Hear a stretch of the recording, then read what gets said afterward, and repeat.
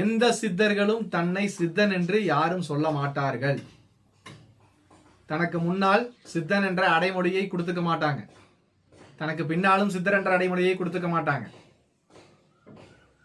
ஆனால் இன்றைக்கு சித்தர் சித்தர் சித்தர் சித்தர், நோய்வாய்ப்பட்டு இறந்தவர்கள் எல்லாமே சித்தர். ஏன்னா நம்ம கண்கூடா பார்க்கிறோம். பீடி குடிச்சா பீடி சித்தர், தொப்பி போட்டா தொப்பி சித்தர், ஒரு ரூபா காசு கொடுத்தா ஒரு ரூபா சித்தர், மூக்கு பொடி போட்டா மூக்கு பொடி சித்தர்.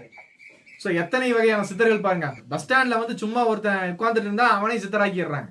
சித்தர்கள் யார்? எத்தனை விஷயங்கள் சொல்லியிருந்தாங்க. யான் பெற்ற இன்பம் பெருகைய வயகம் சொல்லிட்டு எத்தனையோ விஷயங்கள் பண்ணியிருந்தாங்க. ஆனா இங்க யாரும் அப்படி பண்ணல. கெட்ட வார்த்தை பேசினா அது ஒரு சித்தர், கேட்டா பாவம் தொலையுதாமா, செருப்படி சித்தர். இது அருமை. இப்ப யோசிச்சு பாருங்க. அப்ப மற்றவருடைய பாவத்தை எல்லாம் கலைஞ்சு இவங்க வந்து பாவத்தை எடுத்துக்கிறாங்களா? அதுல வேற எல்லாம் நோய்வாய்ப்பட்டு சாகுறாங்க. அதனாலதான் சொன்ன அந்த பழனிமலை அருகில எல்லாம் என்ன பண்றாங்க, மருத்துவமனையில உடல் வந்து ரொம்பவுமே சீரழிஞ்சு இறந்தாங்க சிலரெல்லாம். ஆனா அவர்கள் என்ன பண்றாங்க, இன்னைக்கு சித்தர்கள பேர்ல வழிபட்டு இருக்காங்க.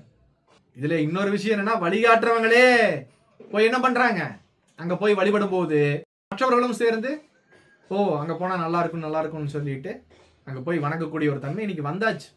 சித்தர்கள் யாரு? அவர்களுடைய மதிப்பை நம்மளே குறைச்சிக்கலையா?